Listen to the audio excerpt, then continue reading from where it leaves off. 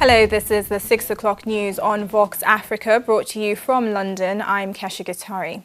Now, let's start by taking a look at our headlines tonight. South Africa's top court rules secret ballots may be held for motions of no confidence in Parliament. The United Nations Security Council unanimously backs a West African force to combat militant groups in the Sahel region. And the UN warns against refugee returns to Nigeria from Cameroon.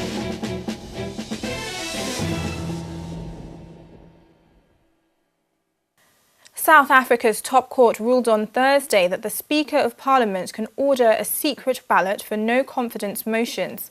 The outcome is one that the opposition hopes would embolden ruling party ANC MPs to rebel and depose scandal-plagued President Jacob Zuma. But Chief Justice Ngonge stopped short of ordering a secret ballot, saying it would be a violation of the separation of powers between the Constitutional Court and Parliament. Mr. Zuma has survived 4 no-confidence votes during his 8 years in office, thanks to loyal voting by his party's lawmakers, who form a strong parliamentary majority. The Speaker said that neither the Constitution nor the rules of the National Assembly allow her to authorize a vote by secret ballot. To this extent, she was mistaken. Our interpretation of the relevant provisions of the Constitution and the rules make it clear that the Speaker does have the power to authorize a vote by a secret ballot in a motion of no confidence proceedings against the President. The United Nations Security Council on Wednesday unanimously backed a West African force to combat militant groups as well as arms, drugs and human trafficking in the Sahel region. The region has in recent years become a hotbed of jihadist groups, some linked to Al-Qaeda and the Islamic State. Last year, the nations of the Sahel, Niger, Mali, Chad, Burkina Faso and Mauritania proposed establishing specially trained units of around 100 soldiers each, which would be deployed in areas where jihadist groups are known to operate.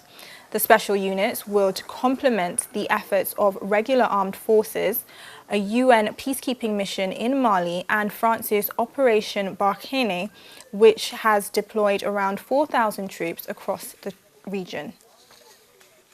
La résolution que nous venons d'adopter apporte un appui fort. The resolution we have just adopted provides strong, decisive support to a major African initiative, endorsed and authorized by the African Union, which seeks to combat terrorism. It contributes to the strategic approach of encouraging African countries to take responsibility for security on their continent. Nous ne pouvons pas laisser le Sahel. We cannot allow the Sahel to become a new refuge for the terrorist organizations of the whole world. In the Sahel, all of our security is at stake, not just the security of the G5 states. And that reality means that we must act together and coordinate. For that reason, in particular, the G5 states have turned to the Security Council. Nous voulons aller vite. We wish to move quickly because criminal groups will not wait. I can already assure you of the total commitment of all our states to rise to the challenge of implementing this resolution. Our states are ready to quickly make this form operational with our own resources and we wait for the support of the international community. Large numbers of Nigerian refugees hosted in Cameroon are returning to northeast Nigeria into a situation the United Nations Refugee Chair calls dangerously unprepared to receive them. Authorities in Cameroon have called for refugees from Nigeria to return home after a spate of suicide attacks in the restive far north. 3 weeks ago, the Office of the UN High Commissioner for Refugees, Filippo Grandi, warned about a situation in the Nigerian border town of Banki, where thousands were returning, stating there was severe overcrowding, with water supplies and sanitation facilities inadequate, and the approaching rainy season posing a risk of disease. A solidarity summit on refugees started in Uganda's capital Kampala on Thursday. World leaders are expected to pledge additional support to countries hosting large numbers of refugees.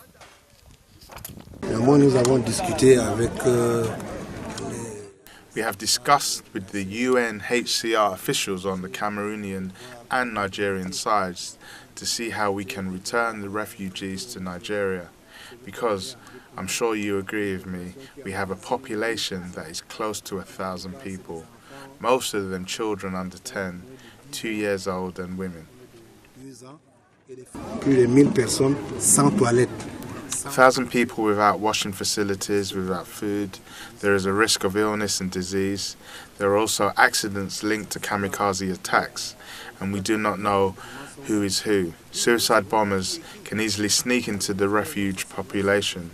If only to protect the population, we need to clarify, carry out a census, and even more, we think it is a good thing that they go home. We plan to come to the Cameroonian side because they have taken our fields and our animals. They arrive and they force us to eat something. We have nothing more to eat, that's why we are here. Zimbabwe, in collaboration with UN agencies and non-governmental organizations, is appealing for $10.9 million in aid for thousands of refugees in the country. A portion of the funds will go towards helping families fleeing conflict in neighboring Mozambique. The East African nation is host to 17,500 refugees. This interagency appeal represents one such effort to provide protection, assistance and solutions for refugees and asylum seekers in Zimbabwe. To this end, we are appealing for some $10.9 million. Existing resources were used to assist over 7,500 Mozambican asylum seekers. Some 1,000 are currently in Tongogara refugee camps, while approximately 6,500 are living in 88 villages in Chipinge. Calm is said to have returned to the Democratic Republic of Congo's northeastern city of Benai after reports that heavily armed men attacked a military base, school and the mayor's office early on Thursday. Military sources in Benai say the men were Mai militia, the term used for many self-defense militias operating in and around the region. Since Saturday, troops have been clashing with the Mai, which has so far left a soldier and 12 militants dead. The army reports some of those involved in Thursday's clashes were prisoners on the run who took part in a mass jailbreak on June the 11th when more than 930 inmates escaped from Benai's main prison. A hearing has started in Ivory Coast relating to an arms cache discovered last month in the home of an aide to Parliamentary Speaker Guillaume Soro.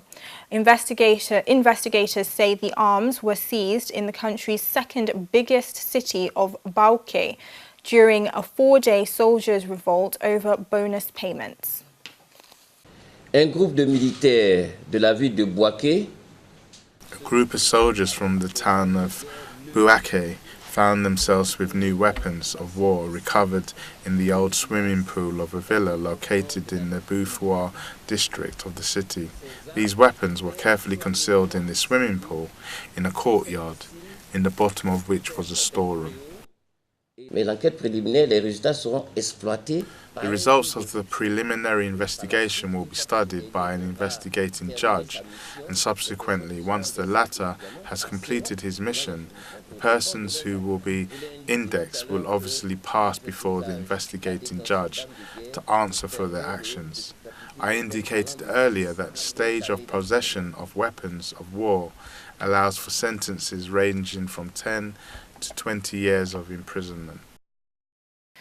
Some of the estimated 1,000 children who fled fighting in Ivory Coast to neighbouring Liberia 6 years ago are being reunited with their families. But it's a heartbreaking experience as many are leaving the life and families they've come to know as their own for a home they have no memories of.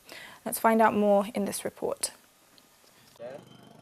Emotions run high as 10-year-old Solomon and 6-year-old Estelle prepare to leave their caretaker family in Liberia.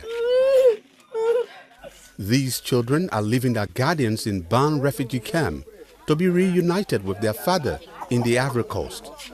It's a heartbreaking time for both the children and their caretaker parents. Today my heart is hurting, to tell you the truth. I'm not feeling good at all. Because I love these children. Over 1,000 children were separated from their parents as they fled the post-election violence in Ivory Coast in 2010 and 2011. The International Committee of the Red Cross has tried to locate these children's families, reuniting them if both sides agree. Whenever there's a conflict, the issue of separation is always there. And because it's there, the International Committee of the Red Cross, as part of its mandate, identify children, document them, trace them, when necessary, carry out family reunification. Today, 5 children are taking a journey back to the Ivory Coast, crossing the border with single-use Red Cross travel documents. Finally, they are reunited with their families in Golelo and Ureli in Western Ivory Coast to a mixture of tears and joy. When there was an attack here, I told my wife to take the children and go ahead of me to Liberia. After I crossed, I started looking for them. I searched in almost all the refugee camps, but I didn't find them. I was told that they had returned to Côte d'Ivoire. When I came back here, they were nowhere. It was when the Red Cross arrived with pictures of children that I recognized mine. Now back home, these children will settle into an old life that neither can remember, getting to know their family after 6 years of separation. Mali's government on Wednesday said it was delaying a July 9th referendum on constitutional amendments. If passed, the amendments would reinforce the presidential powers and create new regions under an accord signed in 2015 with northern separatists. The changes have been the subject of protests in the capital. 3 parties in the governing coalition are said to have asked for the delay without providing a reason for the request. A new date for the vote has not been given. A Portuguese court has ruled that Angola's Vice President, Manuel Vicente, should face trial over bribery allegations. He is accused of trying to bribe magistrates to shut down a corruption investigation against him. The alleged bribes were made to Portugal's former public prosecutor, Orlando Figueira, who also faces charges as part of Operation Fizz. Mr. Vicente has denied the allegations. His lawyer has argued that the decision to go ahead with the trial does not apply to him as he was not formally notified of the decision. The original corruption investigation, which was halted in 2012, focused on the origin of money Mr. Vicente used to buy a luxury apartment in Lisbon. Prior to the news of the corruption scandal emerging last year, he had been strongly tipped as a potential successor to President José Eduardo dos Santos. Well, it's time for a short break, but still to come on tonight's programme.